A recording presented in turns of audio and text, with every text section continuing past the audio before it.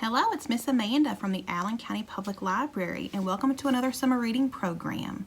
This year's theme is Imagine Your Story, and so far we have loved imagining with you this summer. Today's program is titled Fairy Tale Nutrition, and we have a special guest, Kelly Burgess from the UK Cooperative Extension Office, who's going to do a lot of fun things with you today. We're also going to do another twist on a classic tale, The Princess and the Pea. From this story, you're going to be able to walk away with a lot of different things from a different culture, and you should be able to walk away with some new Spanish vocabulary words. So let's get things started with Miss Kelly, and we can't wait to see you later in the video. Hi friends! My name is Miss Kelly, and I work for the University of Kentucky Cooperative Extension Office. I'm so excited that our friend Miss Amanda Calvert at the library asked me to come spend some time with you today. I am so excited for what we have. I know that we're reading the book The Princess and the Pea, and so I have 3 activities that relate to our book that we are going to do and share together today. My first activity that I'm going to show you is some seeds and some plants, and we'll talk about how little seeds can turn into a big plant. Now when I get to this part, you'll notice that I am using a container garden. So maybe you don't have a lot of space at home, or maybe you don't have a super big yard to plant all kinds of things. That's okay, because I don't either. I just have a porch, and so I have my plants in little pots, and guess what? They are still growing. So I will share with you some resources for how you can grow your own plants in containers in a small space. The next activity that we're going to do together is where you get to get involved. We are going to stand up and move our bodies and act out what it's like for a seed to grow from a little seed into a big plant. The last activity I will do with you is some kitchen fun. So we will be making 2 recipes with some fresh fruits and vegetables that are super yummy and super healthy for our bodies to help us grow and be strong. I'm so excited. Let's go jump in. So we're fixing to give this show back over to Miss Kelly, but first let's go ahead and read our story for today. And our selection today is La Princesa and the Pea, and you're really going to love this story. It is a fun twist on the original tale, The Princess and the Pea. Have you ever heard that story? If not, it's okay. So it's basically about this prince, and he's looking for a wife, but he needs her to be very particular. Not any girl will do. So a princess, a supposed princess, is coming along in town, and she's really tired. So the princess's mother asks if she would like to stay the night to get some rest before she continues on her journey. But they want to try to sway her to love the prince, and they want to see if she is indeed a princess herself. So only a princess would be able to feel something so small under so many mattresses. So unbeknownst to her, they put a small pea underneath 20 mattresses. Now, if we know anything about peas, they're really small, aren't they? And they're kind of squishy. They don't hold up very well. So they're just thinking there's no way that she'll be able to feel that tiny pea underneath all of those mattresses. But guess what? She does. And this story is a fun twist on that. So let's read this together. La Princesa and the Pea by Susan Middleton Elia, illustrated by Juana Martinez Neal. We would like to thank G.P. Putnam Sons for allowing us to read this to you virtually today. There once was a prince who wanted a wife, but not any niña would do in his life. His madre was picky. She hoped for perfection. The prince was so lonely, in need of affection. But here came a maiden en route to her castle. I hope I can stay here if it's not a hassle. She winked at the prince, who fell for her fast. No matter what Mom does, I'll marry this lass. The prince said, come in, but his mother, La Reina, decided to test her. Would this girl be buena? Mamma sneaked away to the royal jardin and found a small pea that was fit for a queen. She guarded the pea pod and took to the stair. If this girl is worthy, she'll feel that it's there. She placed El Guisante in the bed for their guest. She yelled, "20 mattresses," a lofty request. The queen settled in with her box of bombones, while lots of strong workers came in with cochones. Uno was suave, dos was pequeño, tres was muy grande, cuatro un sueño. Several were pinstriped, some made of fleece. Others were dotted or checkered or gris. The queen ate her treats, the bed was stacked high, and right when they finished, La Niña came by. "Here is your cama, a place you can sleep." "Thanks," said the girl, "I won't even count sheep." Meanwhile, El Principe practiced I-do's. He knew that this maiden was one he should choose.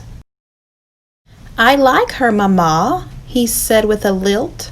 "We'll see," said the queen as she fluffed up his quilt.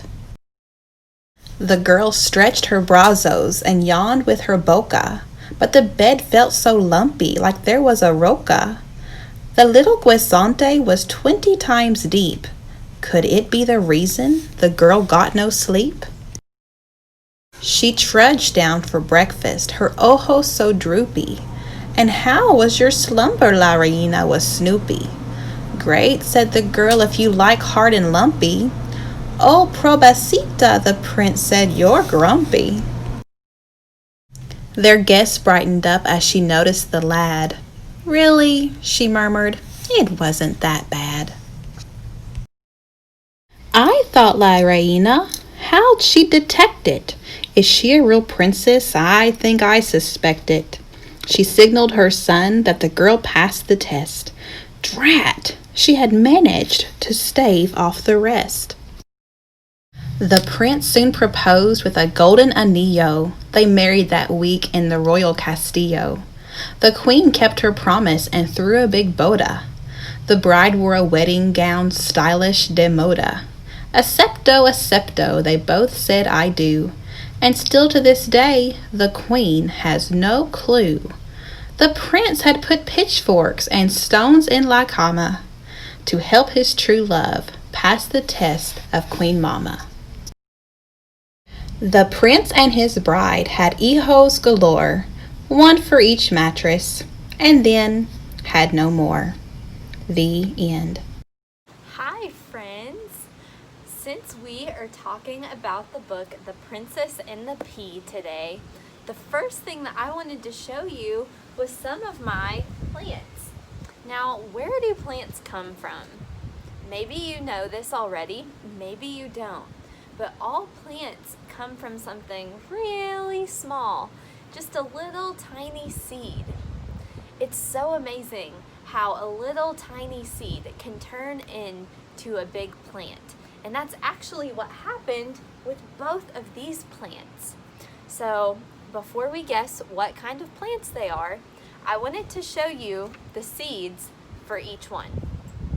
This plant over here on my left, so on your right, came from this seed. Have you ever seen a seed like this before? Have you ever seen anything like this in your food? Think about some ideas about what this plant could be. I'll also show you the seeds that this plant came from. These are a little bit smaller, so it's going to be a little bit trickier. Maybe you can see them in my hand. Let's try it this way. There we go. It's just a little tiny seed. If you were here in person, I would pass them around so that you could see it and feel it and look at it in your own hand. So I'll try and do my best and describe these seeds to you.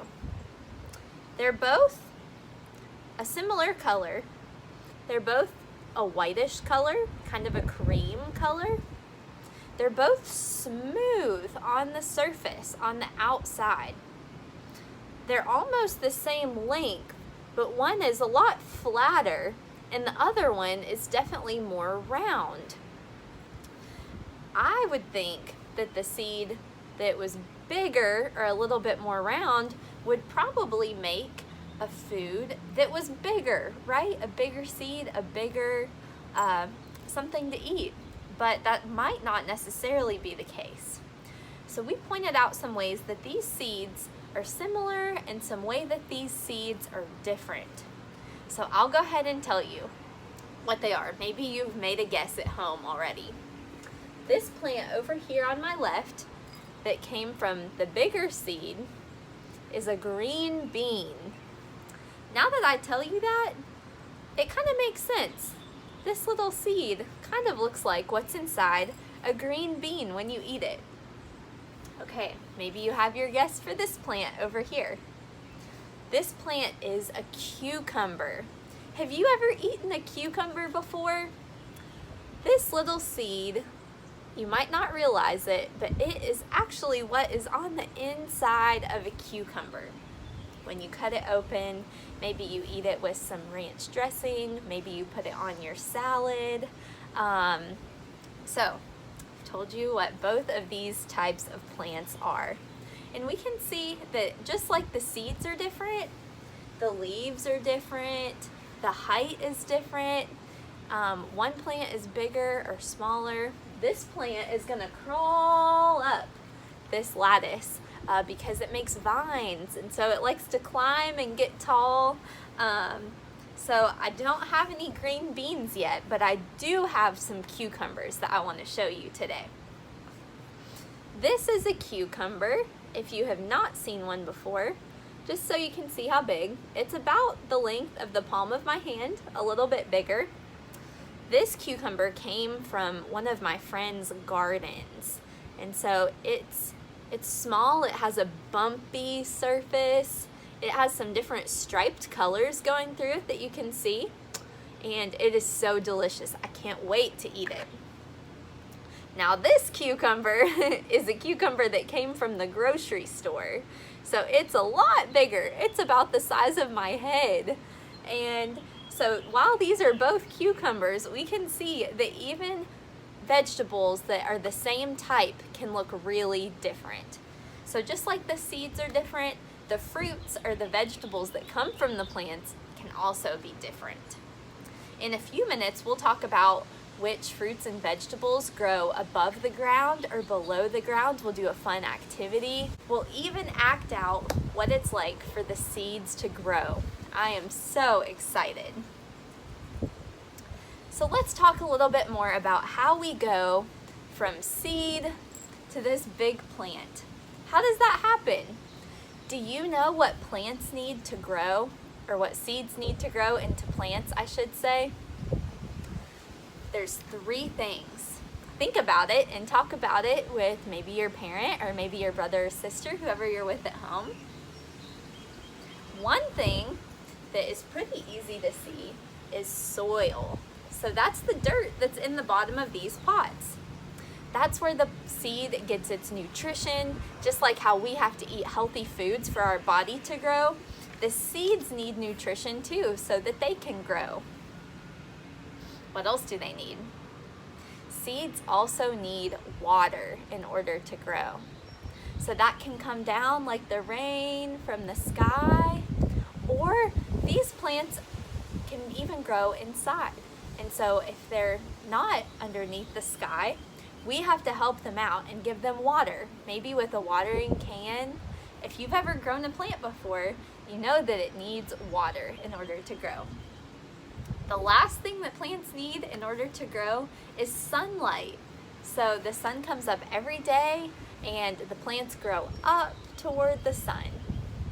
Even if the fruit or the vegetable part of the plant is underneath the ground, it still needs the sunlight from above in order to grow. So let's review. What do plants need to grow? Plants need soil, water, and sunlight. So now that we've talked about what plants need to grow, let's talk about why do we even have these plants? What good are they?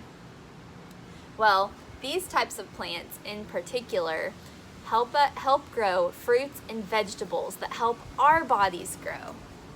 So just like the plants need to grow, we also need to eat these fruits and vegetables in order to give our body everything that it needs to stay healthy and to grow big and strong and tall. Who's ready to eat some healthy fruits and vegetables? I'll give you a couple of recipe ideas in just a little while, and you can use these to make sure that you get enough of what you need to grow. All right, another thing that we need to grow in addition to healthy foods is physical activity. That means we need to play, we need to run, we need to jump. Our bodies need to move in order to grow and be strong. Let's do some physical activity and have some fun movement together. Hi again, friends. This is the part where you get to stand up and do this with me. So if you're at home, if you're inside, if you're outside, I invite you to stand up off of the couch, off of your chair, and act this out along with me. Now that we've seen the cucumbers and the green bean plants and even a full-grown cucumber, let's act out what the process is to go from a little seed into a big plant. So the work really starts before the seed even goes into the ground. The first thing we need to do is to rake the soil. Have you ever raked leaves or raked up soil? It looks something like this. Do this with me. Kind of turn to the side. We're gonna make sure the ground is nice and loose and ready for those seeds that we're gonna put in. All right, we are going to plant our seeds. So let's pretend that our hand is our soil that we've just raked. We need to dig a little hole. So let's dig. Let's dig one hole over here. Let's dig another hole over here. After we've dug a little hole, it's time to plant our seeds. When it's time to plant, we're just gonna take our seed and stick it down in. Give it a little tap. Let's take our extra dirt, cover it back up, and give it a little pat. Okay, you try it with me. So we have our other hole over here. Let's take our little seed and put it down in the hole.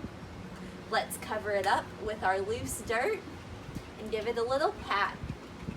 All right, so we have planted our 2 seeds in the ground, and now it's time to give them one of the things that seeds need to grow. Do you remember what that is? I know, water. Maybe you thought of it even before me. So let's take our watering can and water our seeds. We don't want to give them too much, but we want to give them just enough. It's so refreshing when we're thirsty and we take a nice cold sip of water. Maybe we don't water them with a watering can. Maybe they get watered from the rain. Let's act out what it would be like if the rain rained on our seeds. Might look something like this. We can get our wiggles out. We can be silly. Let the rain come down. It starts out high and it goes all the way to the ground. All right, our seeds have been watered. So now it's the time where we are gonna pretend like we are the seed. Okay, so the seed is really small. So curl up in a little ball as close to the ground as you can get. You can even tuck your head down if you want to. So we are a seed just buried in the ground. One day, when the sun is shining, we have a little sprout that comes up out of the ground that we can see.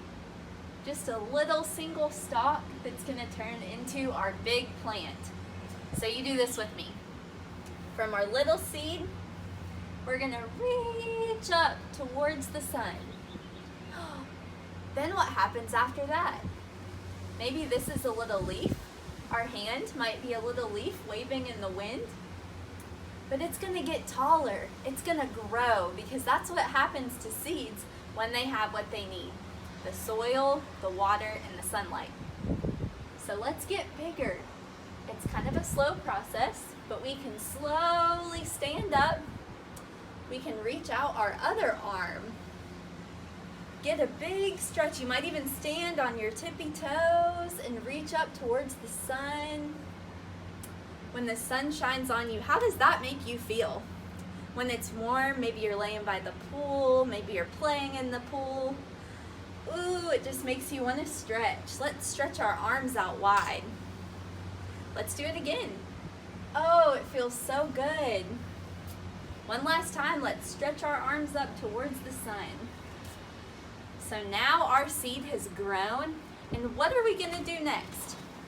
Maybe it made a cucumber, maybe it made a green bean, but either way, it's time to pick our fruit or our vegetables. So if it's a fruit or vegetable that grows under the ground, we might pick it like this. We might grab the bottom and pull it up. Do this with me. Grab your plant and pull it up. Good job. Let's do some over here. What about if it grows above the ground, like the cucumbers or the green beans? We might have to lift up the leaves and imagine looking. We're looking for our fruit and our vegetables. I see one. We're gonna grab it, give it a little twist, and pull it off. You do this with me. Lift up your leaves, grab it, and pull off your fruit.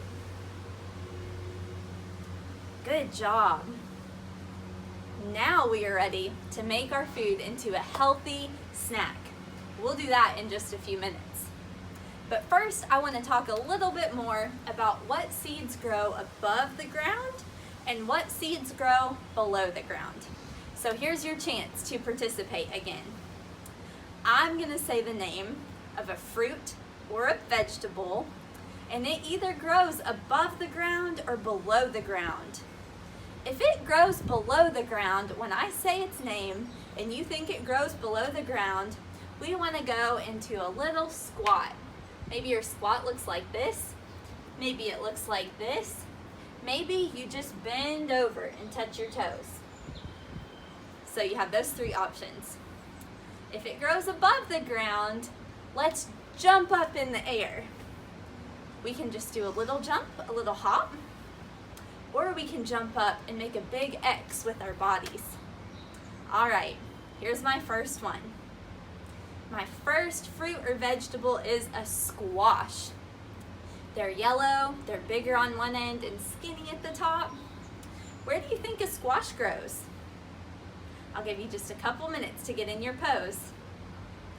All right, let's do this. A squash grows above the ground. What about a potato? You might have had potatoes, either mashed potatoes or maybe in the form of French fries. So where do potatoes grow? Take a couple minutes to get in your pose. All right, I'm going down. Potatoes grow below the ground. All right, let's do another one. What about an onion? Have you ever been in the kitchen when somebody cut up an onion? It might have made you cry. It definitely had a certain smell about it. All right, get in your positions. I'm gonna touch my toes because an onion grows below the ground. Good job if you guessed right. Let's think of something else. What about broccoli? Have you ever eaten broccoli? It starts out with the stalk and then it has flowery little pods all up at the top. It kind of looks like a little tiny tree. So where does the broccoli grow? All right, maybe you've made your choice. Let's do some little hops because broccoli grows above the ground. Good job. All right, let's do one more. I am thinking of a tomato. Tomatoes are red, they are bright and juicy, and they are oh so tasty. Where do you think tomatoes grow? All right, I hope you're either in a position or jumping. I'm gonna make a big X because tomatoes grow above the ground. Good job, friends. There's so many more that we can practice with, but I hope this has been fun for you today. Let's take a trip into the kitchen and figure out what we can make that'll be yummy for our tummies and healthy for our bodies in terms of snacks with lots of fresh fruits and vegetables. All right, so far we have talked about how different types of seeds turn into different types of plants. We've even acted out how seeds become a plant with our bodies. We've talked about which fruits and vegetables grow above the ground or below the ground. And so now we get to the yummy part. Today we are going to be making 2 recipes that are healthy snacks that use some fruits and vegetables that grow above the ground or below the ground. So the first one is a strawberry beet smoothie. Now, I know when I was a kid, I did not like beets, but this smoothie has so many other types of good fruit in it, you won't really taste the beets. But what you will see is you'll see a beautiful pink color that reminds me of that story, The Princess and the Pea, that we're talking about today. So I want to show you how to make this recipe, and then we'll move on to our next one. I should say about this one, the smoothie recipe is definitely a recipe that you want to make with a grown-up at home. So this is not one that a kid can make by themselves, unfortunately, but it is something fun that you can do with somebody else at your house. So the first thing we're going to do, we have some orange pineapple juice, and I'm going to pour this into our blender. We also have some low-fat vanilla yogurt, and I'm going to add this to our blender. And the first step is to mix these 2 things together really well. It can be a little bit messy. If it gets a little messy, that's okay. That's half of the fun of it. All right, so we've added our juice and our yogurt together. It smells so good already. So I'm gonna put on our lid, make sure it's good and tight. Let's see, here we go. And we are gonna just blend this up for a few seconds. Woo!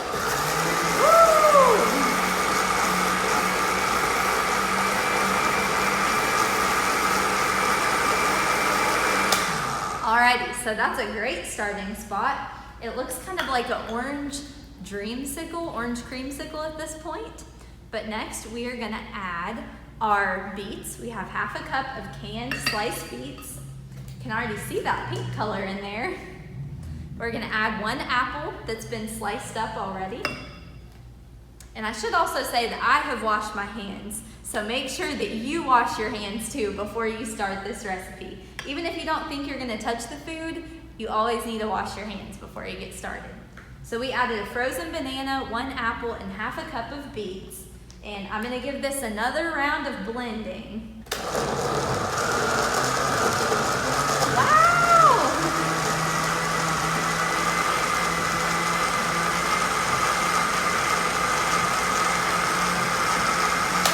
All right, that's looking pretty good. Our last ingredient is gonna just make that pink color be a little bit prettier, and it is 1.5 cups of frozen strawberries. So if you've made smoothies before, you might be used to putting ice in your smoothie, but since we're using some frozen fruit in this smoothie, it makes it a little bit easier on our blender, and we actually don't need to add ice. It'll be cold and yummy just as it is.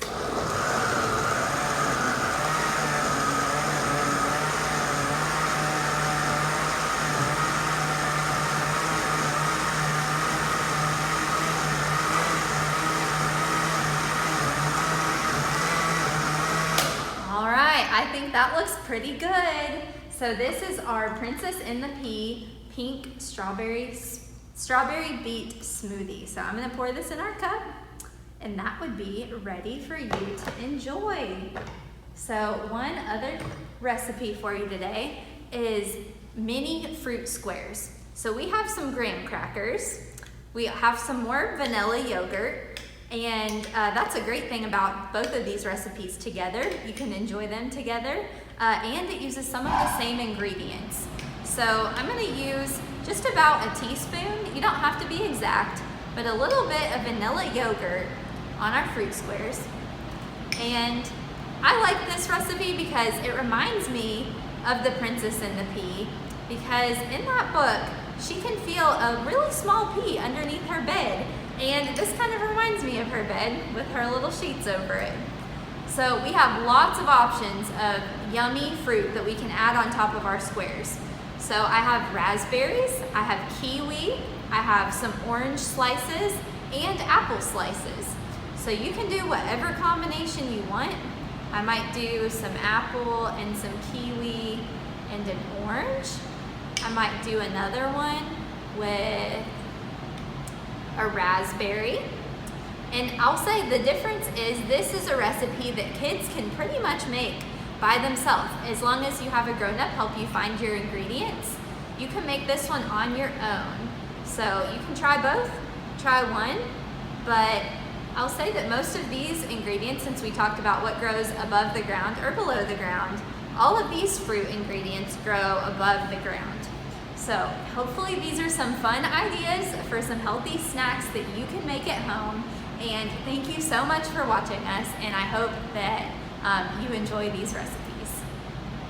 Wow, I had so much fun today. Thank you for joining me in our activities as we talked about how seeds grow into big plants, as we moved our bodies so that we can grow and be strong, and as we tried out some new kitchen recipes.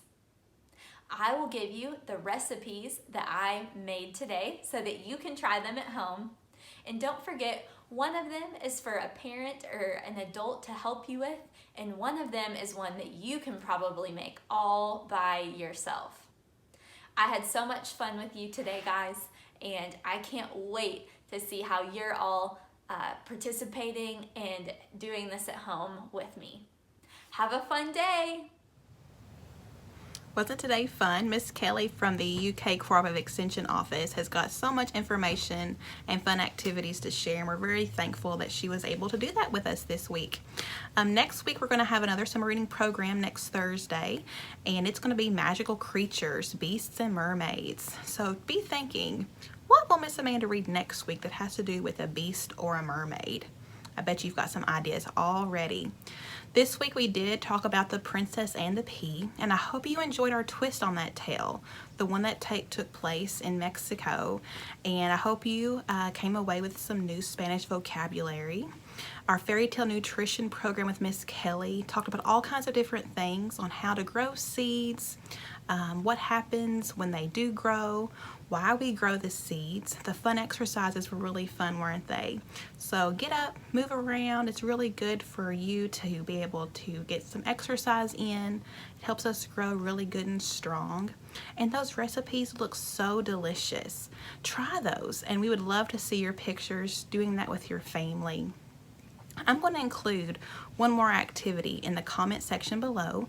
It's a simple link, and it will refer you to a page with a fun STEM activity related to The Princess and the Pea. So you might need a few materials beforehand. They used some wood, but I think that it would be really fun to try to make the bed that they have displayed out of Legos. So if you have Legos at home, that would be a lot of fun. If you don't, just try to do something with what you have. Cardboard works great. I'm sure you can find something lying around your yard or your house. They used a marble, so think of a small hard ball object that you might have that you could use. And they also used clean sponges. So those are a few materials that you may need. And we're going to see if you stack that pea underneath the mattress, stack those mattresses on top of the pea, can your family feel the pea? So let me know what you find out. You can send your results to my email, amanda@allencountylibrary.com, or direct message us through our Facebook page at ACPUBLIB, and we can't wait to see all of the fun things that you're doing at home with your family. We can't wait to keep on imagining with you and we will have an update next week on our summer reading prizes. So make sure that if you are registered for summer reading that you are logging your reading time. If you need a reading log, stop by the library. We will be happy to get that for you. And if you haven't registered, there's still time. Go to our website, allencountylibrary.com, and click on the Our Forms button. All right, friends, we will see you next week. Bye.